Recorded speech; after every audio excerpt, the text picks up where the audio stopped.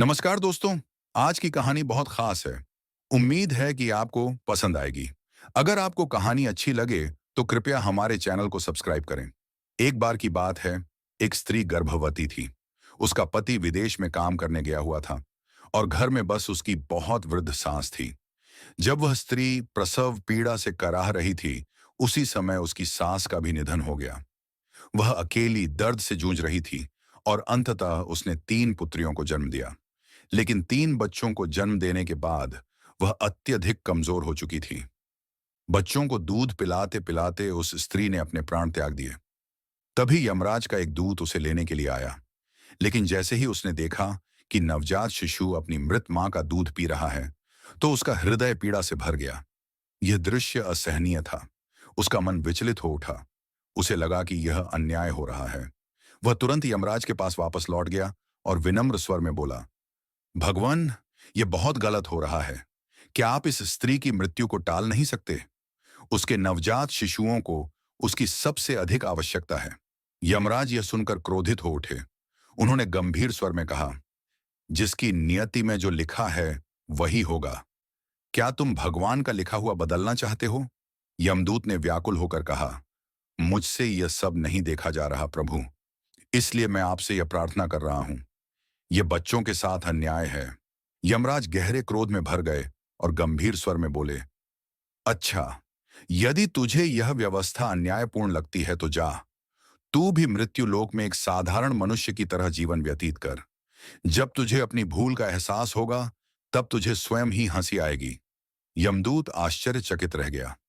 इससे पहले कि वह कुछ कह पाता, यमराज ने उसे श्राप दे दिया, जब तक तू अपनी मूर्खता पर 3 बार नहीं हंसेगा, तब तक तुझे यह दंड भोगना होगा।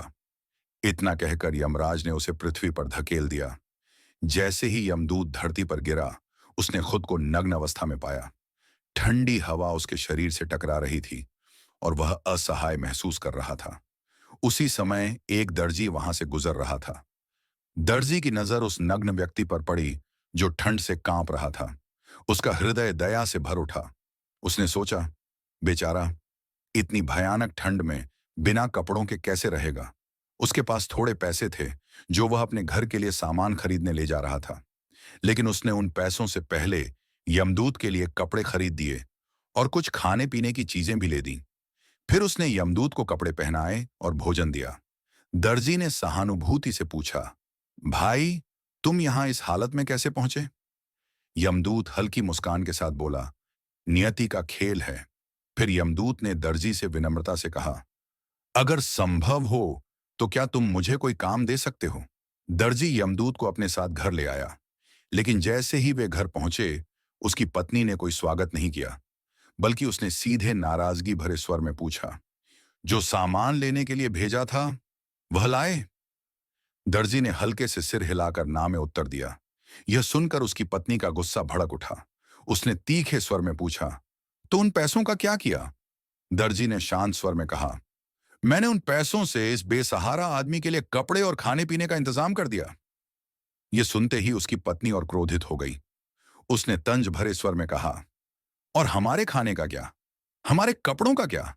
तुम जो भी थोड़ा बहुत कमाते हो, उसे इस तरह लुटा दोगे? गुस्से में वह बड़बड़ाती हुई अंदर चली गई।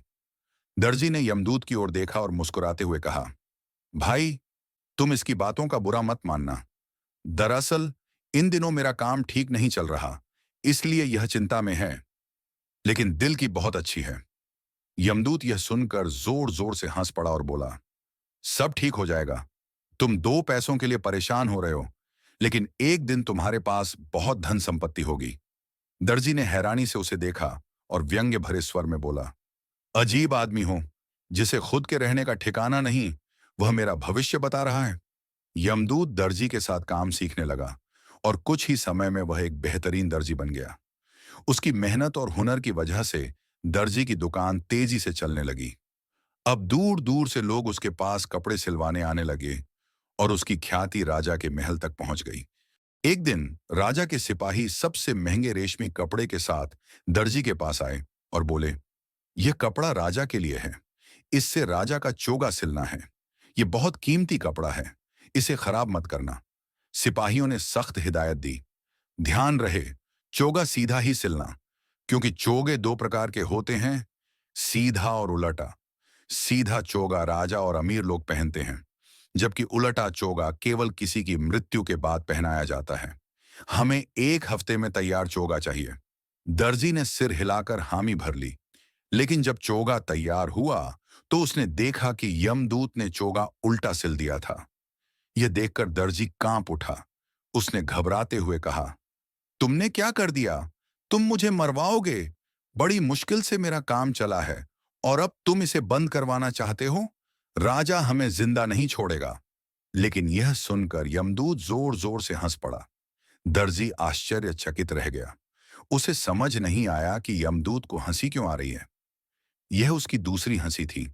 उसी समय राजा के सिपाही वापस आए और बोले, तुमने चोगा सीधा ही सिला है ना?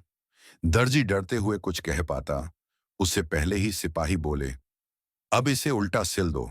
राजा की मृत्यु हो चुकी है। यह सुनकर दर्जी हैरान रह गया और सिपाही उल्टा चोगा लेकर चले गए। कुछ दिन बीत गए। दर्जी की दुकान अब शहर की सबसे प्रतिष्ठित दुकानों में गिनी जाने लगी। एक दिन एक बहुत ही अमीर बुजुर्ग महिला अपनी 3 जवान बेटियों के साथ वहां आई। जैसे ही यमदूत ने उन 3 लड़कियों को देखा, वह एक पल के लिए ठिठक गया। उसकी आंखें आश्चर्य से फैल गईं। वह तुरंत उन्हें पहचान गया। ये वही 3 बच्चियां थीं जिनकी मां प्रसव के दौरान दुनिया छोड़ चुकी थी। यमदूत के मन में उत्सुकता जाग उठी। उसने बुजुर्ग महिला से पूछा, क्या ये आपकी बेटियां हैं? महिला हल्की मुस्कान के साथ बोली, नहीं, यह नियति का खेल है। मेरी कोई संतान नहीं थी। इनकी मां की मृत्यु हो गई थी, तब मैंने इन्हें गोद ले लिया। अब ये बड़ी हो चुकी हैं और इनकी शादियां भी तय हो गई हैं, वो भी शाही घरानों में।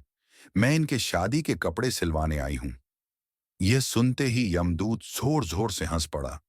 यह उसकी तीसरी और आखिरी हंसी थी और इसी के साथ वह अपने श्राप से मुक्त हो गया।